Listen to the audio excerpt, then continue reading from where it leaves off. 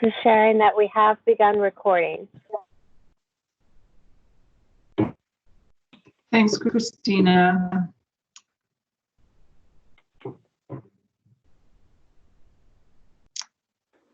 It's 9:01. It looks like we have a few folks on the line. We have about 15 people in the meeting, and a few others joining us as we get started here. Let's wait just one more minute to give people a sense on a rainy, cloudy Monday morning to get on the call.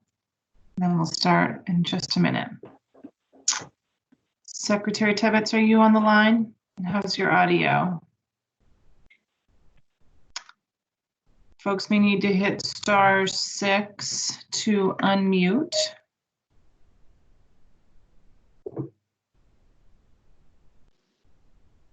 Can you hear me, Abby? I can hear you, Anson. Great. Great.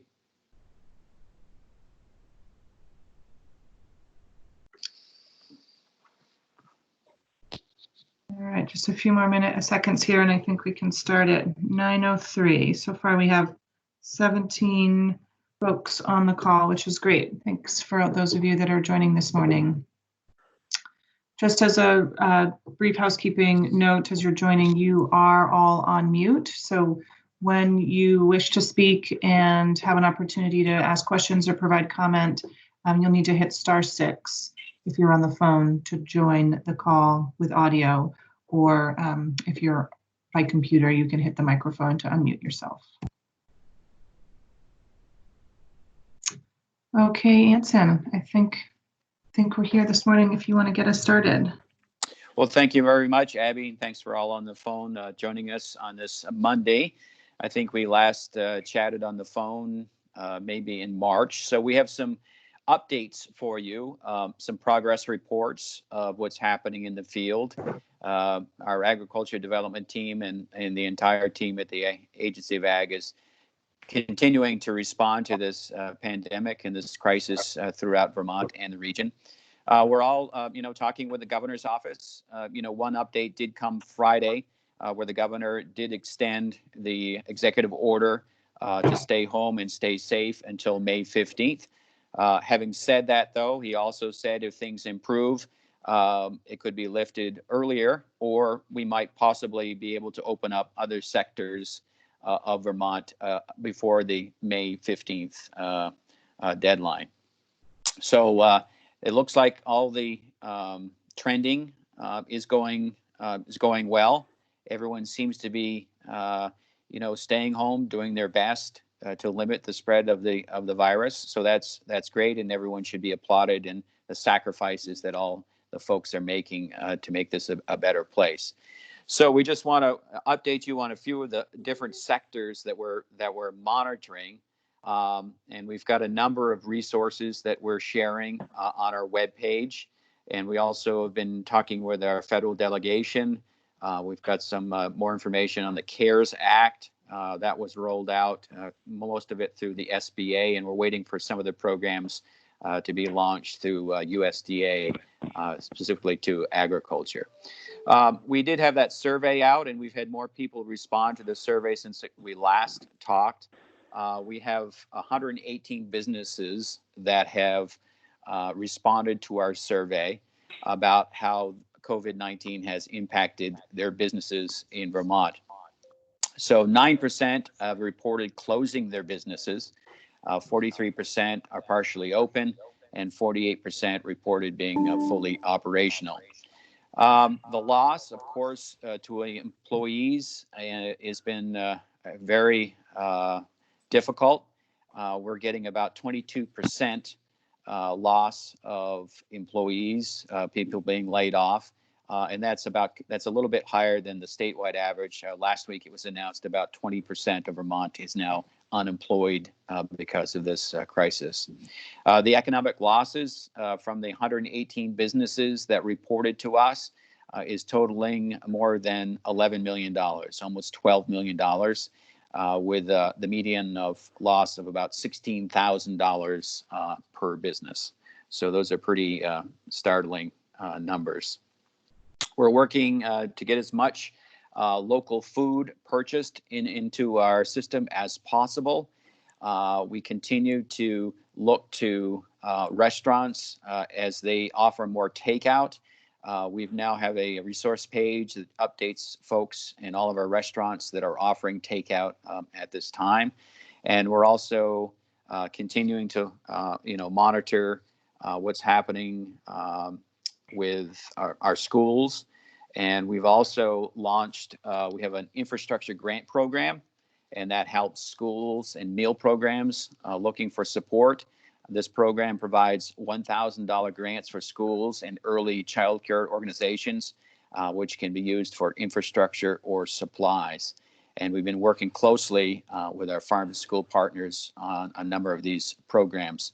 We did hear from the Agency of Education on Friday, and this past week, Reinhart sold 1,000 more cases of milk than we did for the average of 6 pre-crisis weeks.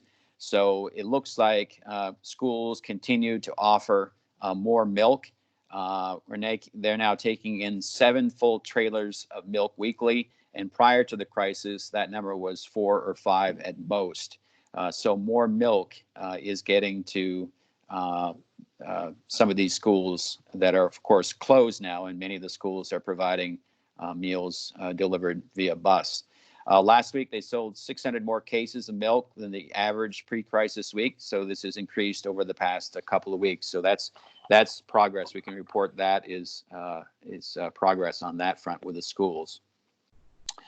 We continue to look at our retail operations. The response team is connecting Vermont farmers and producers to those grocery and retail markets. We got a survey that was sent to help Hannaford supermarkets, and they're capturing information about what Vermont producers and their product availability. This hopefully will allow some interested local farmer food producers to possibly supply those retailers, both in the short term, midterm, or long term. So we hope some relationships are being established there. We can't guarantee a partnership with Hannaford's, but there are some national distribution bottlenecks that are out there, and I think some of the local food may help in some of those bottlenecks, particularly with Hannaford's. We do get an update from the Vermont Retail and Grocers Association, and they've been great communicating with us about what's happening overall in Vermont. Things are recovering for some of the staples out there, including bread, milk, eggs, cheese, meat, and produce. And they're still trying to catch up on some of the pasta and canned veggies and the box prepared products. So a little bit more progress there. Also, distribution plants ramped up milk bottling about 7 days a week beginning of the pandemic to respond to this increased demand for dairy. While some of those retail orders have doubled compared to this time last year, the big issue is restaurants and institutions are closed, and overall orders are down for milk, and now that demand has dropped to lower than last year's demand. So that is not encouraging on that front. You may have seen some stories out there where milk is being dumped. That is correct. The latest figures we have, 9 loads of milk have been dumped in Vermont since the beginning of April. That's about 7,000 gallons per day. And we're also looking at opportunities for processing some of this milk to distribution channels. But at this time, there's just too much milk out there. And regardless if we were able to process more of that, we just can't eat our way out of that dilemma. So we continued to work on that. And the cheesemakers have made some progress. They've stood up. The Vermont Cheese Council has an online purchasing site, which is a great service to our cheesemakers. They turned that around quickly. So that is showing up. And people can order online and get it delivered to their doorstep, which is good. Still pretty rugged for our cheesemakers, though, but some progress on that front. We are currently continuing to work with USDA on a number of things. We are looking to them for some help with our dairy industry. We have sent a letter asking the USDA Secretary for emergency action on several fronts. We did get support from all of our New England counterparts, our secretaries and commissioners throughout New England, as well as Maryland. I know other partners around the country are sending their own independent letters.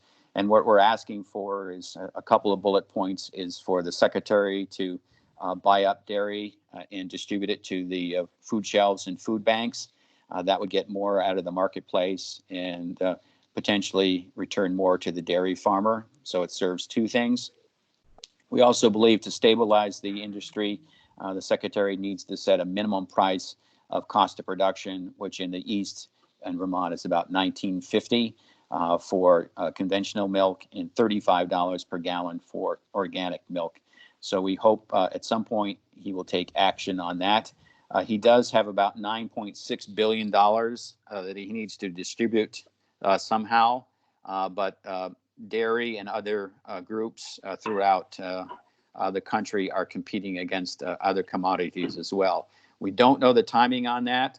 A number of plans have gone in. We just don't know when the distribution of that will continue. Communications, very important through this. We continue to try to update people with our resource page. We have a newsletter now that goes out to about 4,000 people. And we can continue to just give people information where they can get resources, where there could be a potential help for them as we walk through this crisis. So the CARES Act, that's one to keep your eye on. This is the one, one was passed by Congress a couple of weeks ago. They're working on another program. We don't know where that one's going to land at this point. But some of the things will allow funding for specialty crop producers, livestock producers. That includes dairy. And as I mentioned, it was $9.5 billion. So we're waiting to hear where that will go on that. Those are some of the things that we are working on. We continue to, meet and solicit ideas from folks of how to weave our way through this. And at this point, I'm going to turn it back to Abby and we can continue with the program. I appreciate everyone's leadership and the sacrifice that everyone's making throughout this really difficult time. But I think we've made a little bit of progress in shoring up some areas, but we have much, much more work to do. So, Abby? Thanks, Secretary Tibbetts. Good morning, everybody. This is Abby Willard. I just wanted to maybe add a few different additional kind of focused efforts from the agency and then open it up for businesses and others on the line that may have questions or want to also share updates with the group. So from the Agency of Agriculture, Food and Markets perspective, our focus is really on trying to provide clear and consistent information, both through our website, through responding to inquiries and requests that are coming into our COVID response inbox, ensuring that we share impact information with all of you as swiftly as we're able. So as we receive updates from partners or from industry sectors, wanting to make sure that we get that information out to you. Primarily, I think, to be as up to date as possible, but also to hopefully be able to share that there is improvement out there. Things are catching up in the supply chain, and hopefully that there's good news as well as increased resources both on the state front and federal side to help businesses that are not feeling that increase in market access or business function. So really trying to capture some of the positive messaging around the adaptation that many of you as businesses are needing to make during this time so that we can sort of share those best practices and hope to see more of those improvements and market shifts made. Again, just remind people to go to agriculture.vermont.gov. You can access COVID response resources there, as well as other guidance and releases of information that's available broken out by each sector. I know that we have Ted Brady from Agency of Commerce and Community Development on the line. Deputy Secretary, is there anything that you want to provide from the Agency of Commerce perspective this morning with businesses? I think the Secretary did a great job laying out the state of things, and don't have too much to add, but do want to add that our COVID-19 resource page being updated daily with information about the SBA's programs, being updated daily with information about unemployment, and being updated daily with information about resources for communities.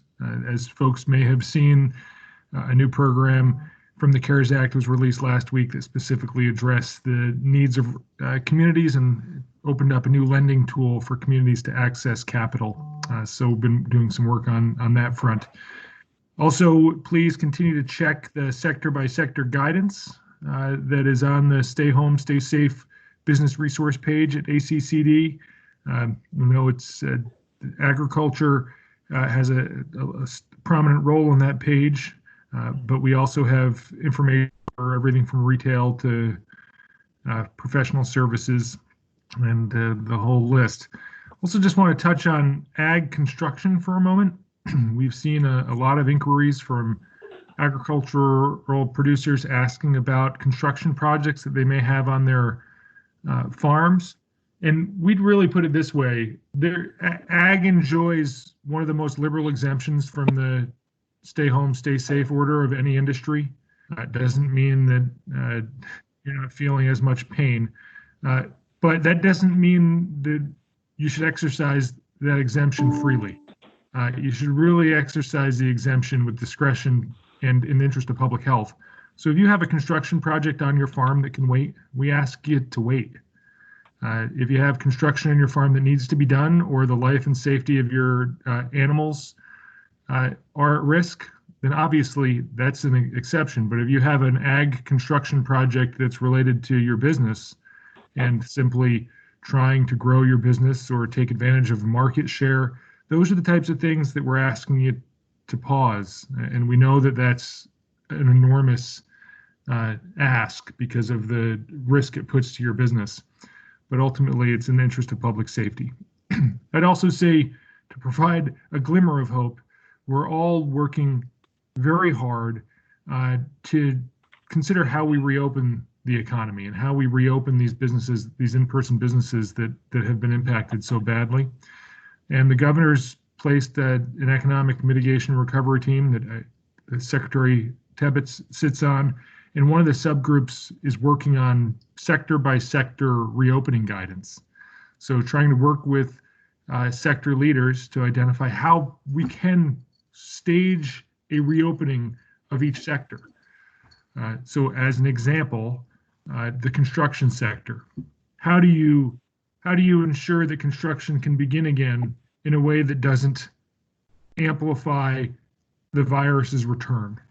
And could you do that, as the Secretary mentioned, before May 15th or not? We're not sure yet, but there may be a way to stage businesses back into in-person business operations. So don't be surprised. I know there's a lot of ag leaders on this call. If you get a call from that committee to get some feedback.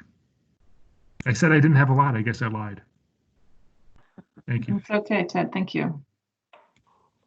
Thanks, Ted. And just a quick update on, we have a number of our employees that are still out in the field and working, particularly on the inspector avenue, because agriculture in many aspects, as Ted has mentioned, is essential. And you may have seen some national stories where some meat plants have decided to close. And these are rather large meat plants, which probably will have a tremendous impact across the nation, whether it be pork or chicken or beef. There will be some impact with Vermont, with some of our cull cows having to go to some of those Pennsylvania markets. But our meat plants and our inspectors are working hard. Of course, they're in harm's way as well. But it's been in the schedule for this week at our local meat plants for processing. It is very robust, and this is the time of year it has not been as robust as it has been in the past. But there's a lot of meat that's being processed right now. And we appreciate the leadership of all of our inspectors, both meat and dairy and all those that are going out into the field. But just wanted to give you a quick update on that they are working hard to keep those plants open. And some of the larger plants across the country have had to shut down because of the virus. So thank you. Great, thank you for that update. So this is when we'd really like to open it up and hear if there's questions or comments from any businesses and other partners on the line. So you can either hit *6 to unmute yourself if you'd like to share. There's also the opportunity to post anything in the chat box if you're familiar with using Microsoft Teams. We just ask that you identify yourself by name and business just so we can better take notes when we post both the recording and then notes internally for our team. So are there any businesses that want to start us off?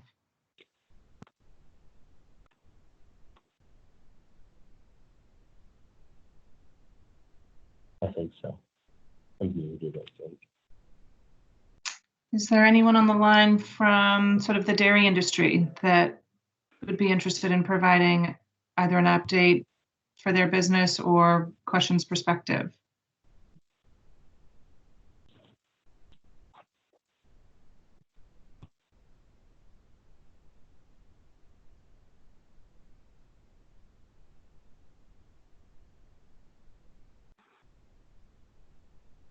Okay. Anyone from did I speak too soon? Hi, this is Walt Gladstone. I'm here with Will with Newmont Farm. I guess I appreciate what I think I understand on the construction side. I guess what I hope that'll happen over time is I think some of these projects, based on the risk involved, may be minimal, based on, pouring concrete, depending on the type of construction it is. And I guess my point is, whoever up there is in a leadership role, I'm hoping that they can take on the hard decisions of what would be acceptable and what wouldn't be acceptable and make that judgment call. And as we know, someone's always going to second guess it, but to think that everyone has to wait so everyone can start at the same time, really from a risk standpoint, may be unnecessary. And I appreciate when the time seems to be appropriate that some of these construction jobs can move ahead. Walt and Will, thank you for your feedback.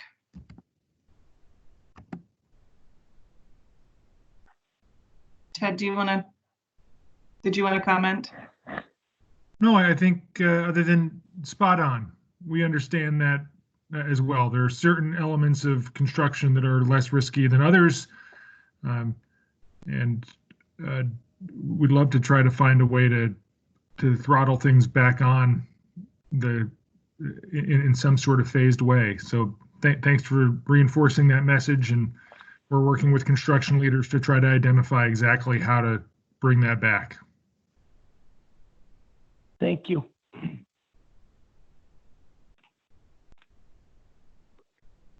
Any other from the dairy industry on the phone that want to share?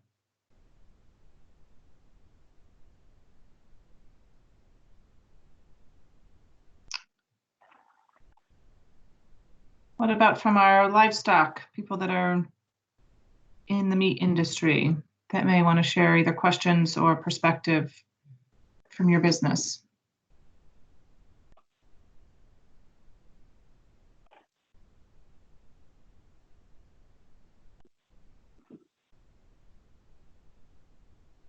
Because I can't see names, I can only see phone numbers. It's hard for me to know who's on the call to call individual businesses out. So giving you the opportunity to sort of self-identify and share, if you wish.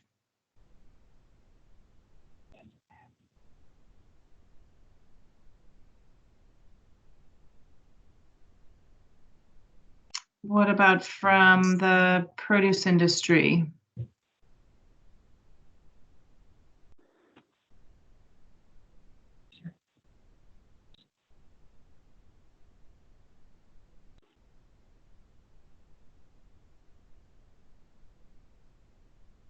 So if you're attempting to speak, reminder that *6 is the way to unmute yourself, or again, you may use the chat box to post a question or a comment.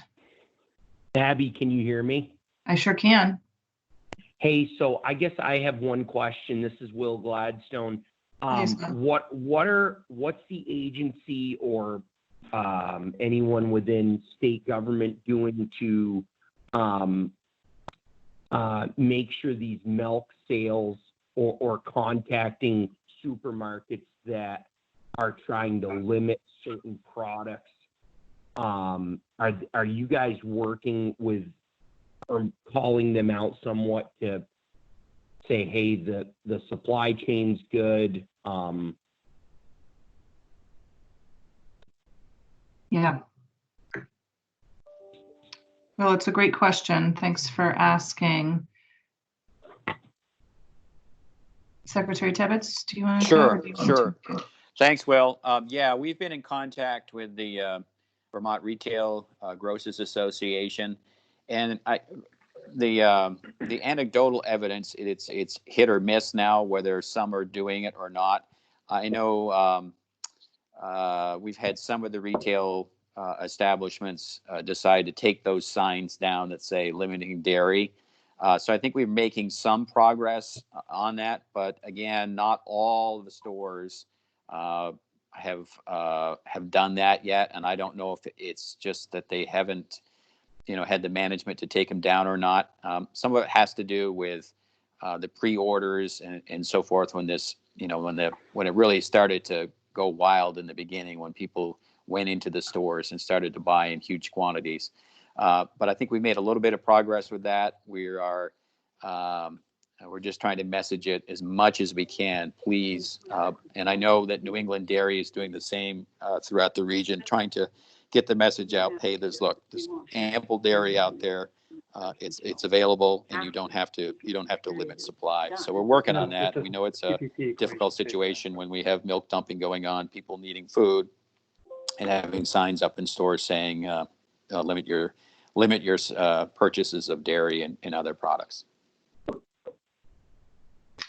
Yeah, so this is Abby. I guess I would add to that what we have learned is we were trying to assess what the challenge was as to why there were signs up at certain retailers limiting dairy purchasing. And the questions were whether it was a merchandising issue at the retail establishment, whether it was a logistics challenge of getting the product to the individual stores, or was it truly consumer demand at an unprecedented level? And I think that the truth is it's a combination of all three, that there was such an increase in demand for dairy product within the first few weeks following the pandemic that it was very challenging for retailers to keep up. And so their intent had been to want to ensure that all consumers and shoppers had access to some dairy product, whether that was the milk through to processed products of butter and cheese and the like.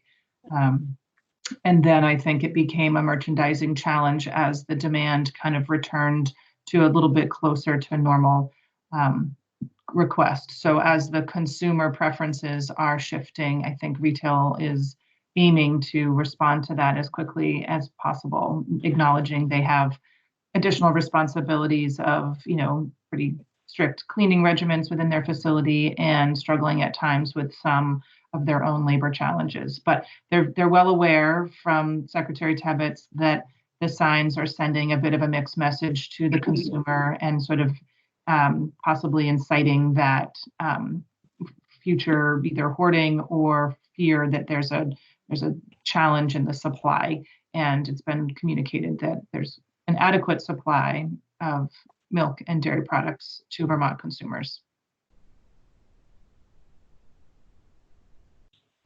Thank you. Yeah, thanks for the question, Will. So this is Walt Gladstone. One thing that I want to know what the ag department is thinking about in regard to labor, and I'll talk to H2A help. I'm wondering if we can get proactive in thinking. I understand right now that, there's no H2A labor coming in, and I don't know if that's still correct or not, but we looked into it a bit ago in concern about this fall. But I guess what I'm wondering is, could we as an ag industry look be progressive in our thinking that maybe we even need to set up, I don't know if we can do it at each farm, but somehow work together and set up some systems where we can provide some quarantine for guys that would need to come into the labor force, and not just be hand to mouth while we need them and, oh, now we got to quarantine them, or maybe we don't think we can take that on from a safety issue at all. But I think as things get hopefully a month or two down the road, if we start to loosen up this concern of social distancing and staying at home, how are we going to be ready to help the produce guys, I think of, and even some dairy guys, to have a labor source? Hi, Will. This is Allison Eastman on the line. I will answer. That sounds like it was U.S. domestic and H2A, so I'll try to answer both separate. Just in a proactive manner, the secretary last week had noted that there was businesses asking for workforce, and the ag development team is working on COVID response and currently looking at the ability to put on some sort of website that would match employers that have needs with employees looking for employment. So we're currently looking at being able to do something of that nature on our website.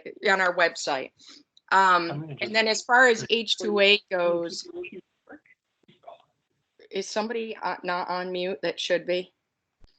We hear background noise. So H2A workers have been coming in. There was a 3-week delay, and that was due to the fact that the embassy in Jamaica, as well as the consulates in Mexico, were shut down while they reorganized. So they were social distancing within the workplace. They're back up, running, and processing visas. Workers are arriving.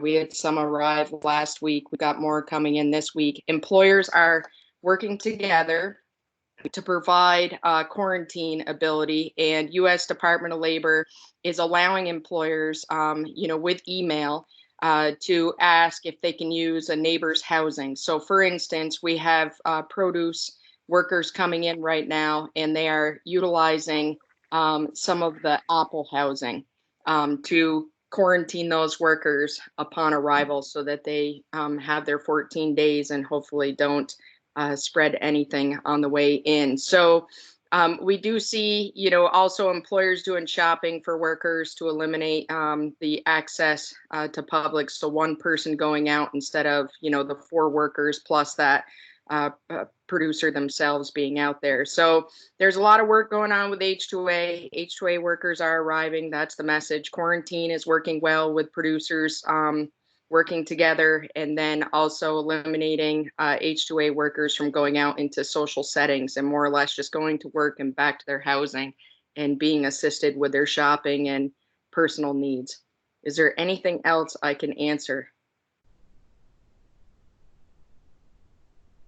We made you mute, Walt. So if you're trying to talk, now you got to come off mute.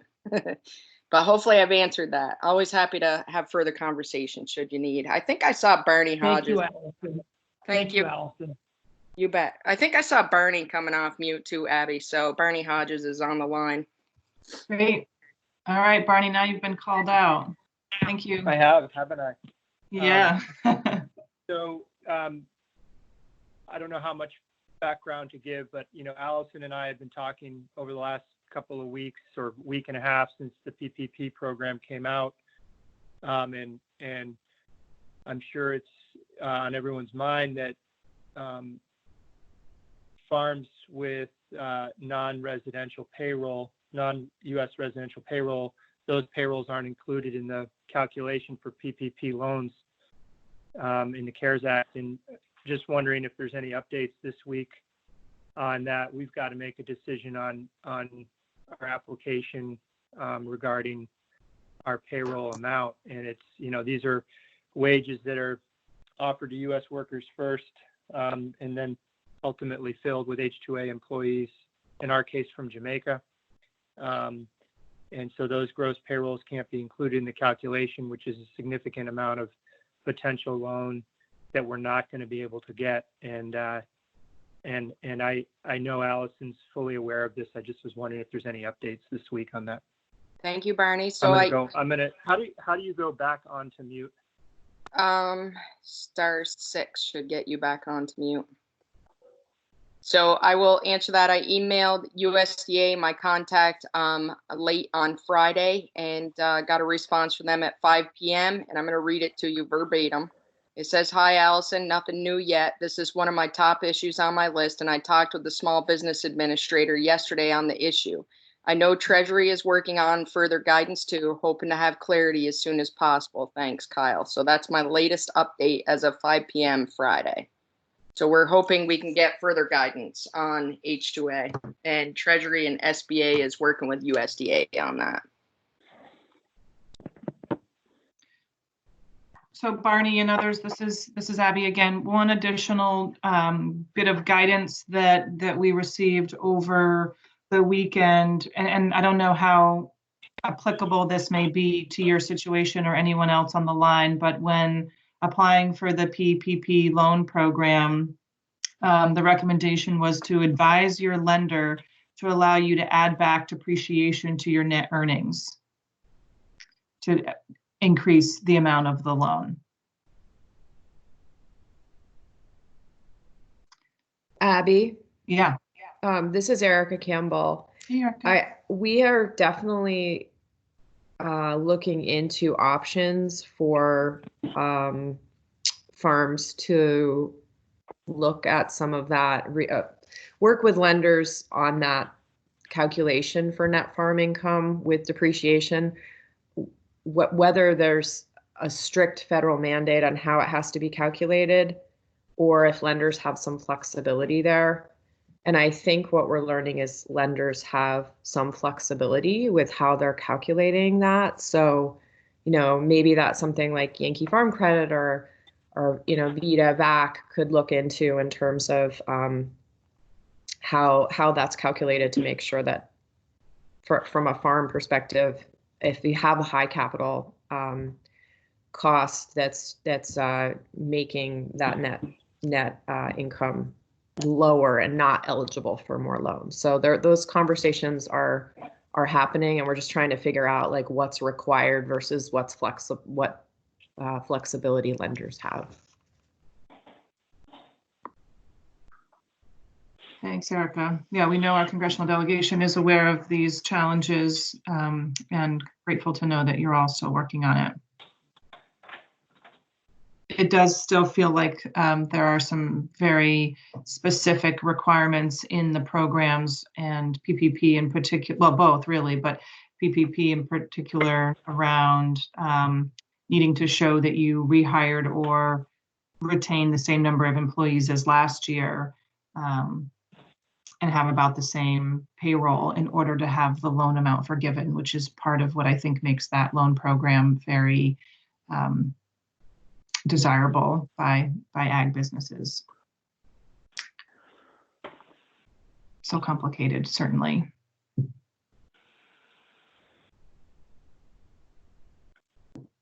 Any other? I think the SBA loan topic is a good one. Is there anyone else on the line that has had either success working with their lender and filling out the application and getting a response back, or questions around eligibility, or how it might apply to your sector or your type of business?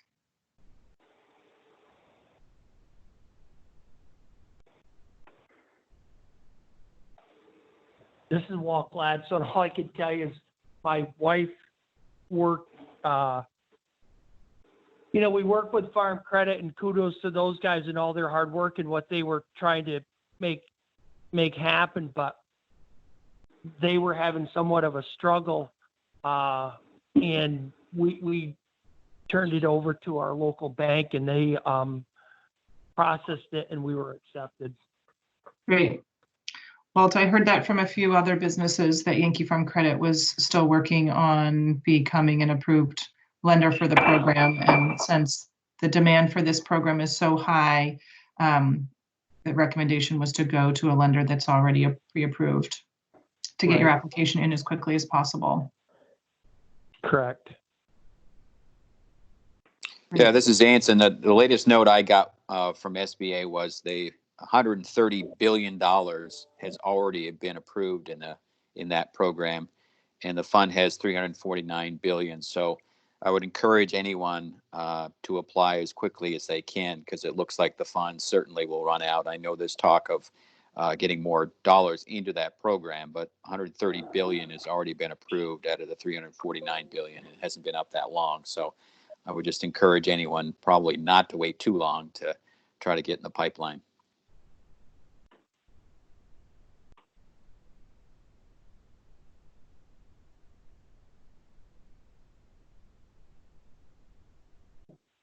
Great, thank you.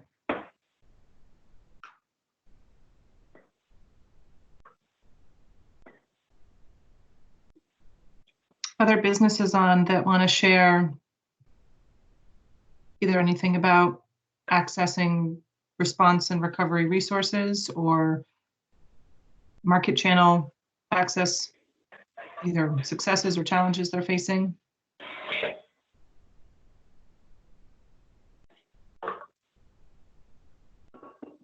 This is Diane. I think a reminder for everybody in the industry, if you're interacting with farmers and the stress levels are getting higher and higher, please remember the Farm First program is still out there and can interact with folks, and also the agricultural mediation service.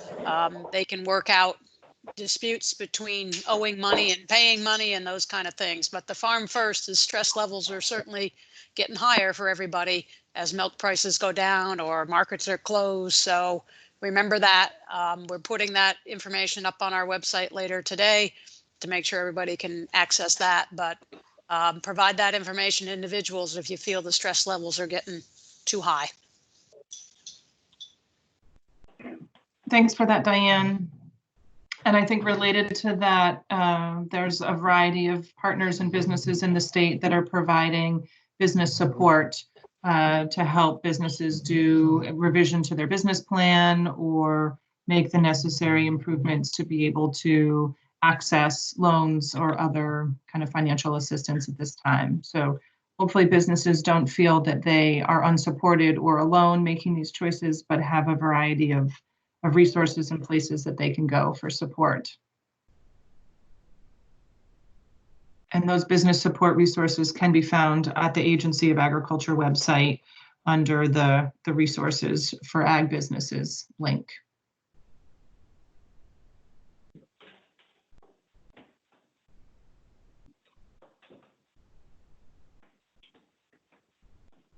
Do we have any value-added producers on the line that may have a difference in their business model or market accessibility at this time that they want to share?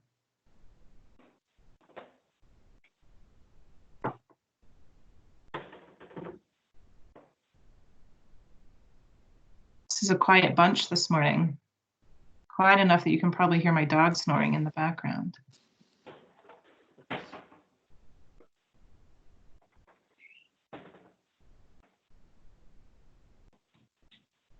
Any other topics that would be valuable to people? Abby, I'm going to call somebody out. I keep seeing the phone number that ends in 3803 go on mute, off mute. Is there somebody who wishes to speak? Please speak up. You're currently on mute, so if you wish to speak, *6.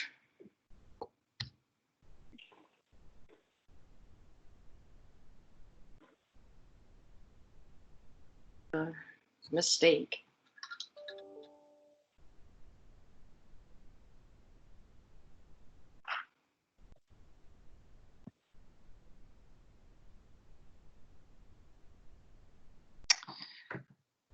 Erica, I know that you're on from the congressional delegation.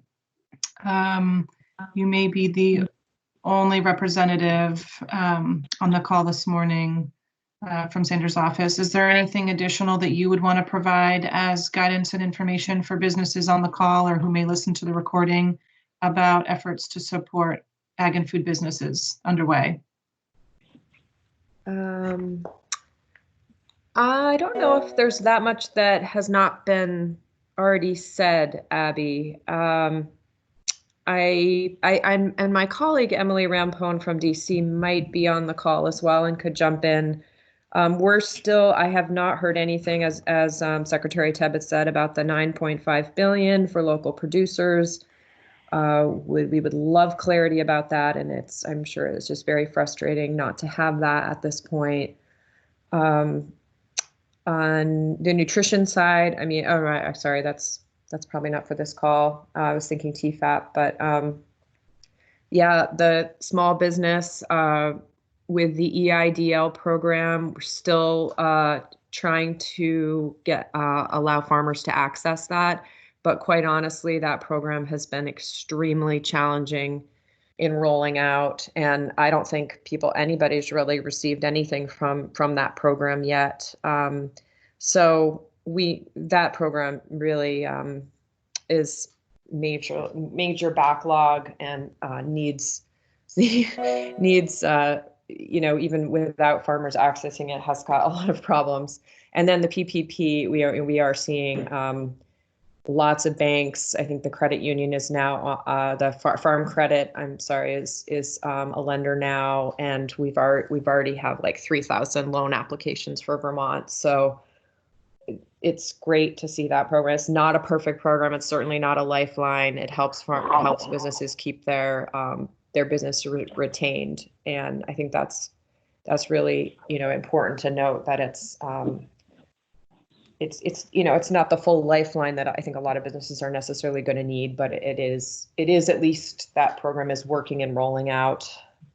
I think that's about it, Abby, from sort of an ag perspective. And again, I know my colleague, I think Emily might be on the phone. She wanted to jump in. Yeah, this is Tom Berry from Senator Leahy's office.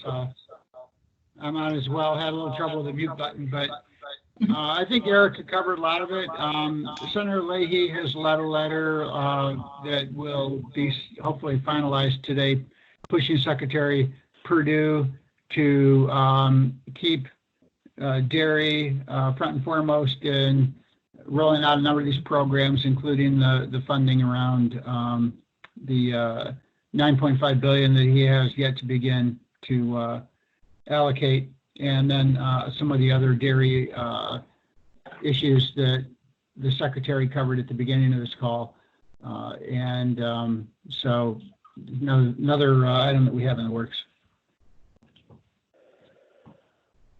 Thank you, Tom. Appreciate the update from Leahy's office as well.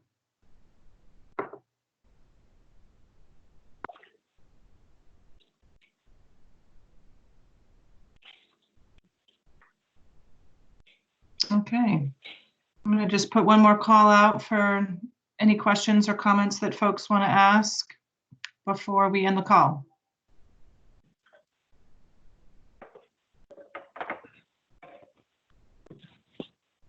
This is Emily Rampone from Senator Sanders' office.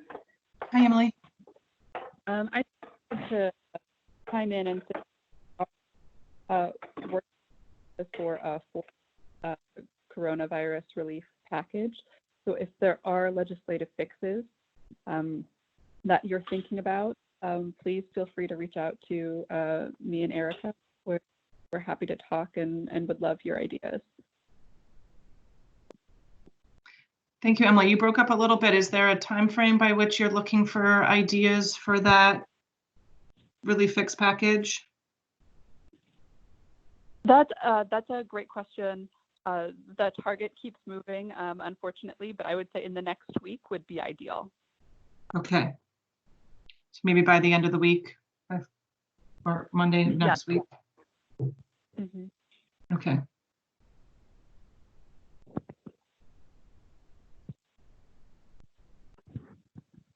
That's really good to know. Thank you very much.